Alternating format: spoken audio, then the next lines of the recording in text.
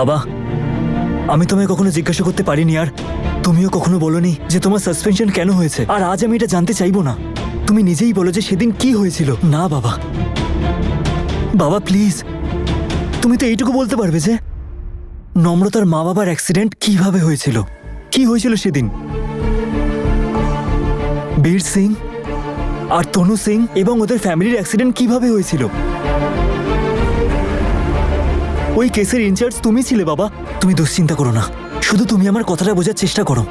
16 বছর হয়ে গেছে ওই অ্যাক্সিডেন্টের, আর 12 বছর হয়ে গেছে তোমার সাসপেনশনের। ওই কেসটা তুমিই দেখছিলে, কিছু তো ক্লু পেয়েছিলে তুমি। কোনো মানুষ যাকে তুমি ডাউট করছো, কোনো এমন কথা যেটা তুমিই জানো আর তুমি কাউকে বলোনি সেটা।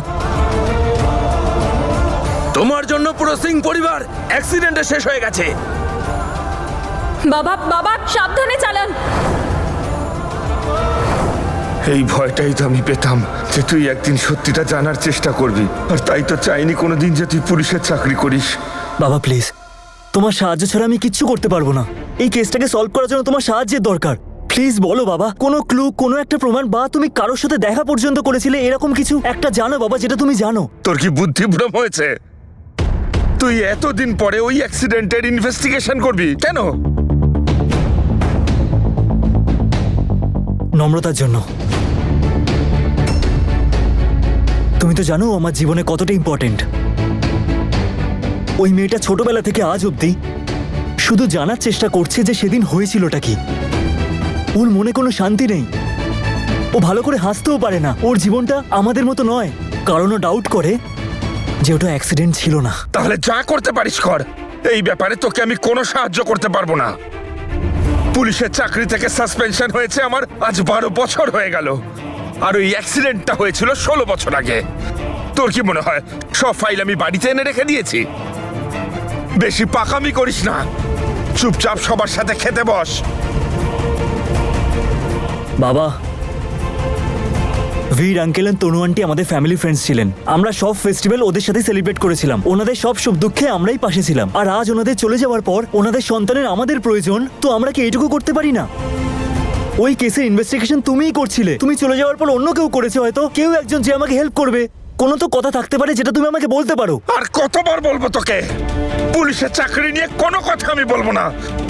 আর ওইখানে আমার কোনো বন্ধু নেই। একটা সহজ কথা কেন বুঝছিস না? ওটা শুধুমাত্র একটা অ্যাক্সিডেন্টই ছিল। অ্যাক্সিডেন্টটা নিয়ে তদন্ত হয়েছিল, কিচ্ছু পাওয়া যায়নি, তাই ফাইল বন্ধ করা হয়েছিল। তাই এই পুরনো ব্যাপার নিয়ে আমি আর কিচ্ছু বলতে চাই না। বাবা, বাবা আমার কথাটা তো শোনো। আজ কতদিন পর তোর বাবা একটু ভালো মুডে ছিলেন, আর তুই এসেই, আর তাও ওই নম্রতার জন্য। কে জানে তোর মাথায় নম্রতার কি ভূত চেপে আছে। তুই কি জানিস না তোর বাবা পুলিশের নাম শুনলে কেমন রেগে যান? তাও তুই।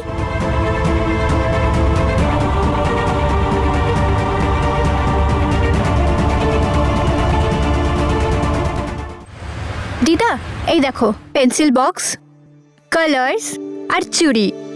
বাচ্চারা খুব খুশি হবে, ভালো না? শুধু ভালোই না, খুবই ভালো, খুব ভালো, আর কাজের জিনিসও। হ্যাঁ বড় দিদা, মাম্মাও বাচ্চাদের সেই সমস্ত জিনিসই দিত যেগুলো ওদের দরকার। হ্যাঁ রে মা, তাই জন্যই তো তোকে পাঠানো হয়েছিল জিনিসগুলো আনতে। যদি শেলি যেত তাহলে সমস্ত মেকআপের জিনিস আনতো।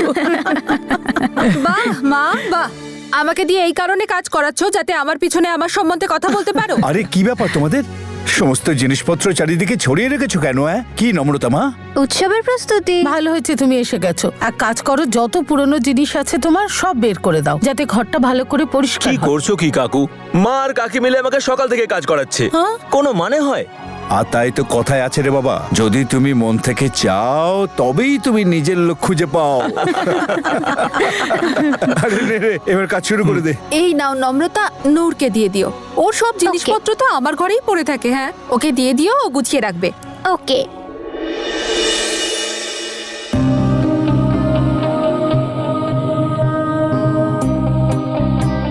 ওয়াও, 3খানা credit card. Oh my god, ও তো গ্রিনফিল্ড কলোনিতে থাকে, যেখানে সব বড় লোকদের বাংলো আছে। মানে বরুণ শুধু বড় লোকই না, অনেক বড় লোক। বরুণ তো ঈশানের চেয়েও বেশি ভালো। যদি আমার সাথে বরুণের প্রেম হয় তো আমি নম্রতার থেকে এগিয়ে যাব। ও সব সময় আমার থেকে এগিয়ে ছিল। এবার আমি ওকে দেখাবো যে আমি সব কিছু করতে পারি। আমারও কেউ থাকতে পারে যে ঈশানের চেয়েও বেশি ভালো। বরুণের সাথে কফি ডেটে যেতেই হবে। নূর, এই নে তোর জামা কাপড়, মামি ঘর থেকে পেয়েছে। তুই টেবিলে রাখ, আমি দেখে নিচ্ছি।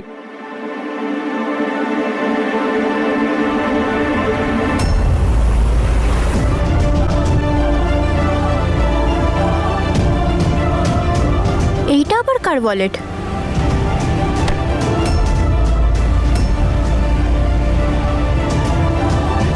নূর, এই ওয়ালেটটা কার?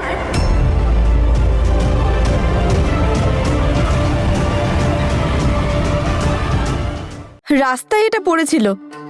ফোন নাম্বার আছে ওয়ালেটে, এক্ষুনি ফোন করবো ওই নাম্বারে। তুই সত্যি বলছিস তো নূর? কি বলতে চাইছিস নম্রতা? তোর মনে হচ্ছে এই ওয়ালেটটা আমি চুরি করেছি? তুই আমাকে চোর অপবাদ দিচ্ছিস? আরে বাবা নূর, আমি সেটা বলতে চাইনি। আসলে তুই সবসময় একটা না একটা প্রবলেমে পড়ে যাস, তাই ভাবলাম। সরি নম্রতা, তুই না আমায় নিয়ে খুব ভাবিস।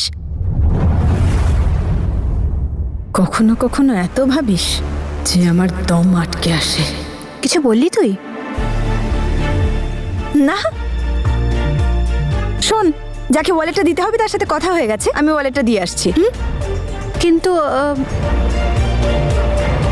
পরে দেখা হচ্ছে। বাই।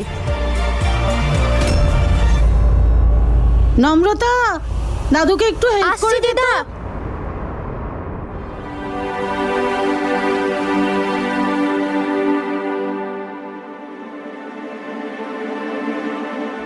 দাদু, এটা মা তোমাকে দেওয়ার জন্য বলেছিল।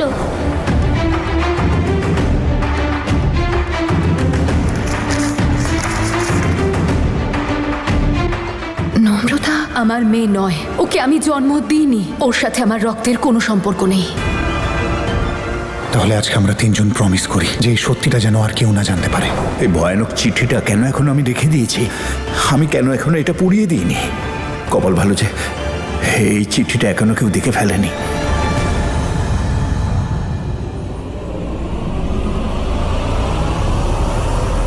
আজই এটা পুড়িয়ে দেবো আমি।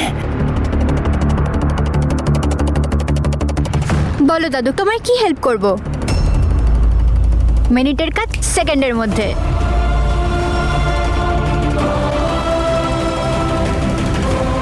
না সিং পরিবারের রক্ত বইছে, না সন্ধু পরিবারের। বীর সবকিছু জানে। তাহলে আজকে আমরা তিনজন প্রমিস করি যে এই সত্যিটা যেন আর কেউ না জানতে পারে। নম্রতা আমার মেয়ে নয়, যে এই ওকে সত্যিটা আমি যেন আর জন্ম কেউ না দিইনি, জানতে পারে। ওর সাথে যে এই আমার সত্যিটা রক্তের যেন কোনো আর কেউ না সম্পর্ক জানতে নেই। পারে।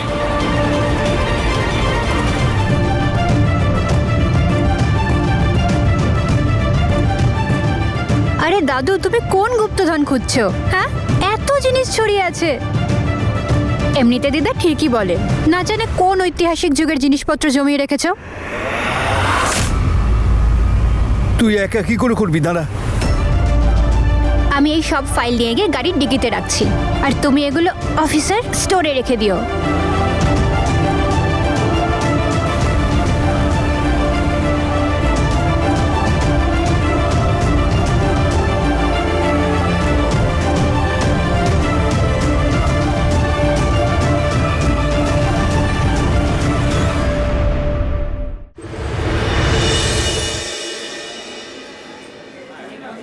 High hi. কাম সেট। কাল তুমি বলছিলে না যে তোমার ওয়ালেটটা হারিয়ে গেছে? গেস করো কে পেয়েছে? তুমি পেয়েছো? রিয়েলি? হ্যাঁ, আমি। সেটাই তোমায় ফেরত দিতে এসেছি। থ্যাঙ্কস নূর। অ্যাকচুয়ালি আমি আমার একটা জিনিস কালকে কলেজে ফেলে গিয়েছিলাম, তাই ওটা খুঁজতে এসে তোমার ওয়ালেটটা পেয়ে গেলাম, তাই ভাবলাম ফেরত দিয়ে দিই। একবার প্লিজ চেক করে নাও সবকিছু আছে তো। আর ইউ ক্রেজি নূর, এক তো তুমি আমার ওয়ালেট ফিরিয়ে দিচ্ছ, আর এমনিতেও তোমার মতো মেয়েকে তো আমি স্বপ্নেও সন্দেহ করতে পারবো না।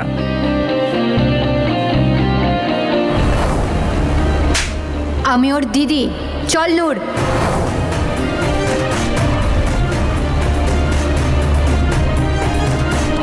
কিন্তু একটা কথা যেটা এখনো বুঝতে পারছি না, বাবা মার থেকে কেন লুকাচ্ছে? আমরা সবাই জানি যে ওই কেসটা বাবাই হ্যান্ডেল করছিল। উনি তো জানেন তাই না যে কি হয়েছিল? ঈশান প্লিজ আমার জন্য আঙ্কেলের সাথে লড়াই করিস না, আমার ভালো লাগবে না।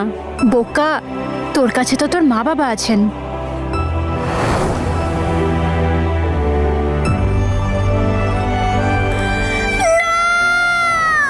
কিন্তু পেরেন্টস না থাকার কষ্টটা যে কি সেটা আমি খুব ভালো করে বুঝতে পারি। তুই অন্তত এইটুকু আশা রাখতে পারিস যে যা হচ্ছে সব একদিন ঠিক হয়ে যাবে, কিন্তু যা আমি হারিয়েছি তা কোনোদিন ফিরে আসবে না। সো তাই জন্য তোর যা আছে সেটা নিয়ে খুশি থাক, ওটা হারাস না। You are right, I am sorry. It's okay. Sorry Noor, আমি তোমাকে কফি খাওয়াচ্ছি। আসলে আমার তো তোমাকে ট্রিট দেওয়া উচিত, মানে একটু ডিনারে বা মুভিতে নিয়ে যাওয়া উচিত।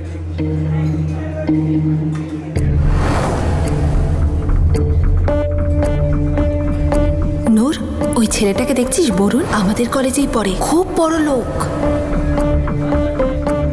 রিয়েলি? রিয়েলি? যাবে তো? হ্যাঁ, কিন্তু অন্য কোনো দিন। আমরা তো সবে বন্ধু হলাম। আমার মনে হচ্ছে তুমিও আমাকে তোমার বোনের মতোই চিপ মনে করো। না না বরুণ, প্লিজ এরকম কিচ্ছু নয়, এরকম বলো না। আসলে কি বলো তো, আমার বোন আমাকে নিয়ে বড্ড টেনশন করে। টেনশন করাই উচিত, এত সুন্দরী তুমি। ওনারা আমাদের নিয়ে চিন্তা করেন, আর তাই হয়তো আমাদের সব দুঃখ কষ্ট থেকে দূরে রাখতে চান, আর তাই হয়তো আঙ্কেল এই ব্যাপারে কোনো কথাই বলতে চান না। জানিস, আমার বাবা যদি আজ থাকতেন উনিও এটাই করতেন, আমাকে সেই সব জিনিস থেকে দূরে রাখতেন যা আমাকে দুঃখ দিতে পারে। নম্রতা, একটা প্রমিস করেছি আমি তোকে, আর সেই প্রমিসটা আমি পূরণ করেই ছাড়বো। তোকে আনন্দে দেখার জন্য আমি সবকিছু করতে পারি।